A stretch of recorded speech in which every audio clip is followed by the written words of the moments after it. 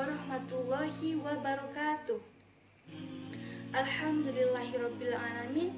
Assalatu wassalamu ala asyrafil anbiya'i wal mursalin wa ala alihi wa sahbihi ajmain, amma ba'du.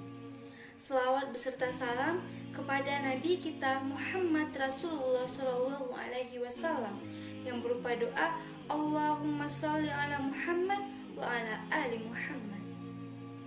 Apa kabar teman-teman? Semoga kita semua selalu berada dalam lindungan Allah, selalu diberi kesehatan dan dijauhkan dari segala mara bahaya. Baiklah, pada kesempatan kali ini saya akan menyampaikan sedikit mengenai tawakal kepada Allah. Allah Subhanahu wa taala telah berfirman dalam surat At-Tolaq ayat 2-3 yang artinya, barang siapa yang bertakwa kepada Allah, niscaya Allah akan membukakan jalan keluar baginya dan mendatangkan rezeki dari arah yang tidak disangka-sangkanya. Dan barang siapa yang bertawakal kepada Allah, niscaya Allah akan mencukupkan keperluannya. Banyak orang yang mengartikan tawakal sebagai pasrah tanpa melakukan usaha yang cukup.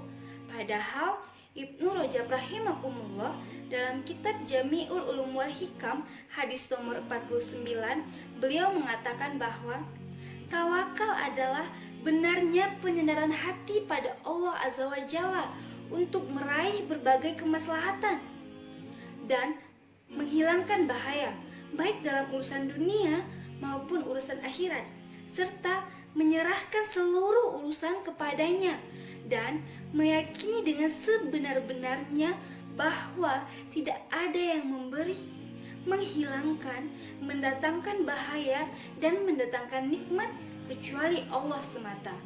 Sedangkan menurut para ahli, tawakal adalah sebuah keimanan di mana setiap orang yang beriman akan menyerahkan segala sesuatu kepada Allah dan ridho atas segala kehendaknya, termasuk urusan kehidupan yang dimiliki individu tersebut. Ini disampaikan oleh Ilyas. Nah, dari sini kita dapat mengetahui bahwa tawakal bukanlah suatu kondisi di mana kita berpasrah diri tanpa melakukan usaha apapun. Namun, tawakal ialah berusaha dengan seluruh anggota tubuh agar mendapat gelar taat kepada Allah Subhanahu wa taala. Dalam hal lain, kita bisa mengambil contoh tawakal yang dilakukan oleh seekor burung yang berusaha untuk mencari makan. Dari Umar bin Al-Khattab radhiyallahu anhu berkata, Rasulullah Shallallahu alaihi wasallam bersabda, seandainya kalian benar-benar bertawakal kepada Allah, niscaya Allah akan memberikan kalian rezeki sebagaimana burung mendapatkan rezeki. Burung pergi pada waktu pagi dalam keadaan lapar dan pulang pada waktu sore dalam keadaan kenyang. Hadis riwayat Ahmad, Tirmizi, dan Al-Hakim. Imam Ahmad mengatakan bahwa tawakal merupakan amalan hati, yaitu ibadah hati semata. Sedangkan setiap ibadah itu wajib ditujukan kepada Allah Subhanahu wa taala. Barang siapa yang menunjukkan satu ibadah saja kepada selain Allah, maka ia akan terjatuh pada kesyirikan. Begitu juga dengan bertawakal. Apabila seseorang bertawakal menyandarkan hatinya pada selain Allah, maka ia juga akan terjatuh pada kesyirikan. Imam Ahmad pernah ditanyakan mengenai seseorang yang hanya duduk diam di rumah atau di masjid. Pria itu mengatakan, aku tidak mengerjakan apapun hingga rezekiku datang menghampiriku. Lalu Imam Ahmad mengatakan, pria itu tidak tahu ilmu, padahal Nabi Shallallahu alaihi wasallam bersabda, Allah memberi rezekiku di bawah bayangan tombakku.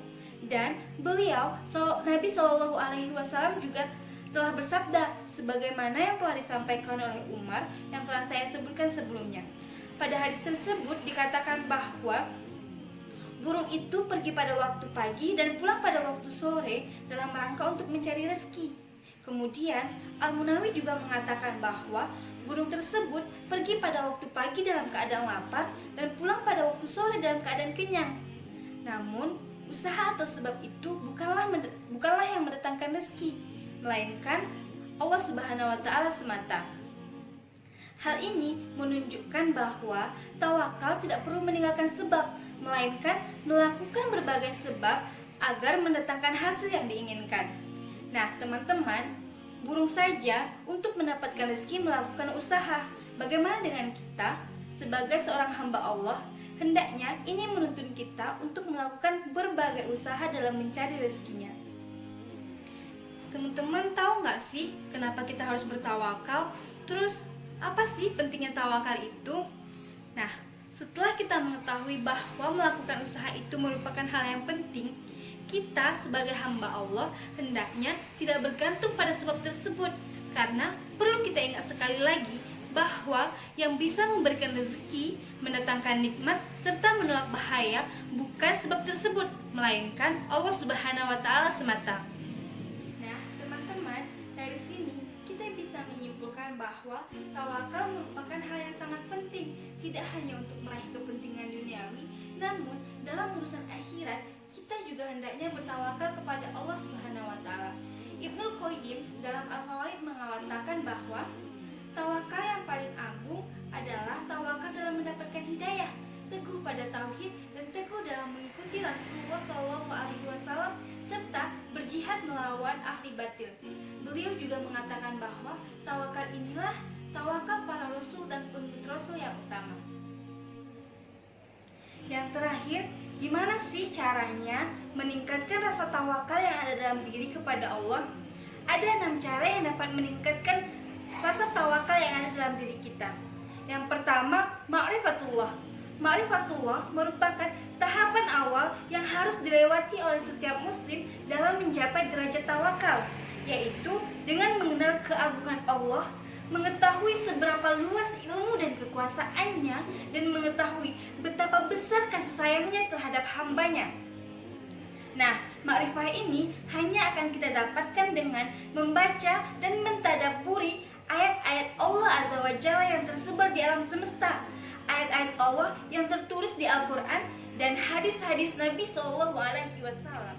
Kedua, kita harus meyakini bahwa setiap usaha yang kita lakukan merupakan sebab, namun hendaknya kita berlepas diri dari keterikatan hati atas apa yang telah dilakukan dan meyakini bahwa hanya Allah lah yang menentukan segala sesuatunya. Yang ketiga, kita diminta untuk memantapkan tauhid, rububiyah, hakimiyah, uluhiyah maupun asma dan sifat. Semakin baik pemahaman terhadap tauhid, semakin kuat rasa tawakal di dalam diri, karena hatinya hanya bergantung kepada Allah dan Allah akan mencukupinya. Keempat, totalitas kepada Allah. Dengan mengetahui bahwa kita adalah makhluk Allah yang sangat lemah dan Allah lah yang paling berhak atas diri kita, dengan itu Allah meminta kita untuk menyerahkan segala urusan kita kepadanya. Kemudian yang kelima, pasrah atas setiap keputusan yang Allah berikan. Tentu saja setelah berusaha dengan semaksimal mungkin, kita akan menantikan hasil yang bagus. Namun dalam pemutusan hasil ini, yang berhak memutuskan kita mendapatkan hasil yang bagus ataupun tidak, itu hanya Allah Subhanahu wa Ta'ala. Dan kita sebagai hambanya harus pasrah menerima setiap keputusan yang Allah berikan. Pasrah di sini dimaksud dengan menerima keputusan tersebut dengan hati yang ikhlas dan lapang dada. Terakhir, ada husnuzon kepada Allah Subhanahu wa Ta'ala. Husnuzon adalah berprasangka baik.